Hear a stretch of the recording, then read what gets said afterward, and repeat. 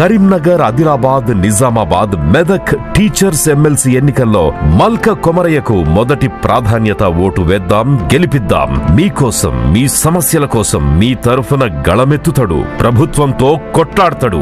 Sir, Vallabhaneni arrest Jaganmohan Reddy గారికి హెచ్చరిక అంటూ వస్తున్న వార్తలు. ఎందుకంటే జగన్మోహన్ రెడ్డి చూశారు 2-3 రోజుల నుంచి కూడా 2.0 అంటున్నారు, అంతు తేలుస్తానంటున్నారు, ఎవరు మమ్మల్ని ఏం పీకలేరు అని రెచ్చిపోతున్నారు. సో అరెస్టులతో ఒక్కసారిగా షేక్ చేసే పనిలో శ్రీకారం చుట్టారు. ఈ నేపథ్యంలో ఒక్క వల్లభనేనితోటి ఇది ఆగదు, చాలామంది మీద కేసులు ఉన్నాయి, అందరినీ కూడా అరెస్టులు చేస్తారని వైసీపీలో టెన్షన్ మొదలు పెడుతున్నారు. ఇప్పుడు ఇది కొత్త మంది వల్లభనేనితో మొదలైందా? ఫస్ట్ వల్లభనేనితోనే హెచ్చరిక అని ఎట్లా చెప్పగలం? జోగి రమేష్ అరెస్ట్ అంటే హెచ్చరిక కాదా? నందిగామ సురేష్ అరెస్ట్ అంటే హెచ్చరిక లేవు కదా సార్, వీళ్ళకి జైలుకి వెళ్ళే పరిస్థితి లేదు కదా. ఎప్పుడైనా జైలుకి వెళ్ళి ఏమైనా 5 ఏళ్ళ శిక్ష పడ్డదా, 10 ఏళ్ళ శిక్ష పడ్డదా? అరెస్ట్ అవుతారు, మళ్ళీ తర్వాత బెయిల్ మీద విడుదల అవుతారు. యావజ్జీవ శిక్షకి చాలా ఎక్కువ ఛాన్సులు ఉన్నాయి, అసలు బెయిలే రాదని జరుగుతున్న ప్రచారం. అదే మన దేశంలో bail is the rule, jail is an exception. అందువల్ల బెయిల్ రాదు అనేది నిజం కాదు. ఆ మేరకు నందిగామ సురేష్ కూడా జైలుకు పంపించారు, నాకు తెలిసిన. జోగి రమేష్ కూడా జైలుకు పంపించారు. వాళ్ళందరూ కూడా ఇలాగే అరెస్ట్ అయ్యారు, మళ్ళీ కొన్ని రోజులు ఉన్నారు, బెయిల్ మీద వచ్చినట్టున్నారు. సో అందువల్ల ఇదేమి Vallabhaneni Vamsi is not the first or not will be the last. ఇదొక ప్రాసెస్.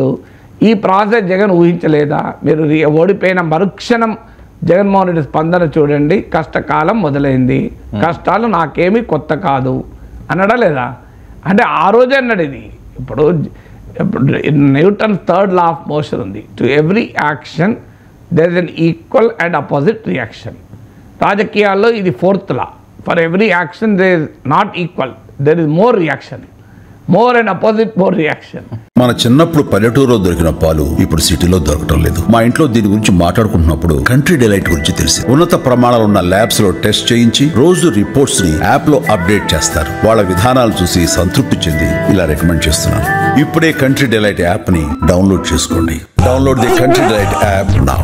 సో అందువల్ల ఇది సహజము రాజకీయాల్లో. కేసీఆర్ రేవంత్ రెడ్డి అరెస్ట్ చేసి లోపలేశాడు, ఆయన చెంచల్ జైల్లో ఉండి వీరోచితంగా బయటకు వచ్చాడు. ఇప్పుడు రేవంత్ రెడ్డి లక్ష్యం ఏంటి? కేసీఆర్ను కాదంటే కేటీఆర్నైనా జైలుకి పంపడం. చిదంబరం హోంమంత్రిగా ఉన్నాడు, అమిత్ షాను జైలుకి పంపాడు. అమిత్ షా హోంమంత్రి 2 రోజులైనా చిదంబరం పంపాడు. ఇది సహజము. జగన్మోహన్ రెడ్డి జైలుకి పోయాడు. అప్పుడు వైసీపీ వాదన ఏంటంటే అప్పుడు కాంగ్రెస్ పార్టీతో టీడీపీ కుమ్ముక్కై జగన్మోహన్ జైలుకి పంపిందని. ఇందులో కొంత వాస్తవం రాజకీయంగా కూడా ఉంది. కరెక్ట్గా జైలుకు పంపడానికి టీడీపీ కారణమా చెప్పలేం, కానీ Jaganmohan Reddy was common enemy for TDP and Congress ఆ టైంలో, అందరికీ తెలుసు కదా అది. సో అందువల్లే జగన్మోహన్ రెడ్డి చీఫ్ మినిస్టర్ కావడంతోనే చంద్రబాబు నాయుడు జైలుకు పంపుదామని కలలు కన్నాడు, ఆఖరికి పంపాడు. ఇప్పుడు మళ్ళీ చంద్రబాబు నాయుడు ఒకవేళ అలా రియాక్ట్ కాకపోయినా, పైన అనుభవం రీత్యా, వయసు రీత్యా ఈ ప్రతీకార రాజకీయాలకు పోకపోయినా, యువకుడు ఉన్నాడు లోకేష్ ఎందుకు ఉంటాడు?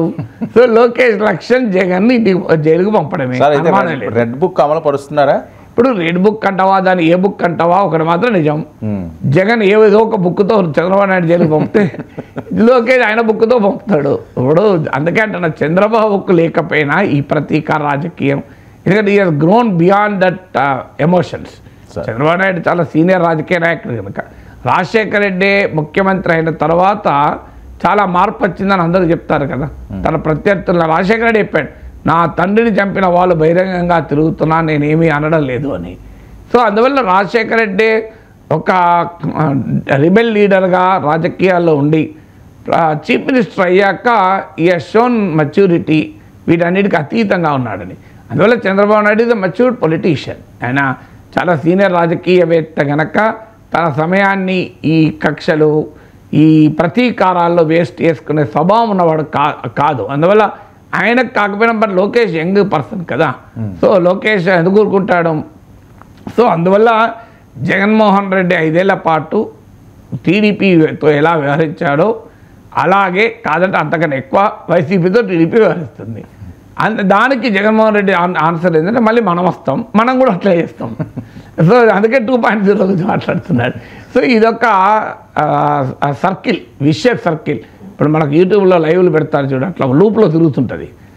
ఒక లైవ్ ఒక అర్ధగంట ప్రోగ్రామ్ అనుకో, అవును. అది లూప్లో పెడతాం. అంటే మళ్ళీ అది అయిపోతుందో మళ్ళీ మొదలవుతుంది. సో తెలియని వాడికి ఏమన్నా వస్తుంది, ఇది ఏంటి కంటిన్యూస్గా లైవ్ నడుస్తుంది, అందరూ లైవ్ నడవదు, నడిచింది అర్ధగంటే, దాన్ని లూప్లో పెట్టే వరకు కంటిన్యూస్గా కనబడుతుంటుంది. సో అందువల్ల ఇది ఒక లూప్ రాజకీయం. సో వీళ్ళ అధికారం ఉన్నప్పుడు వాళ్ళ అధికారం ఉన్నప్పుడు వీళ్ళను ప్రాసెస్ ద పనిష్మెంట్. నిజంగా అల్టిమేట్గా ఎంతమంది జైలుకు పోతారు ఏంది అనేది క్వశ్చన్ మార్క్. రాజకీయాల్లో ఇదొక సహజ ధోరణిగా మారిపోయింది.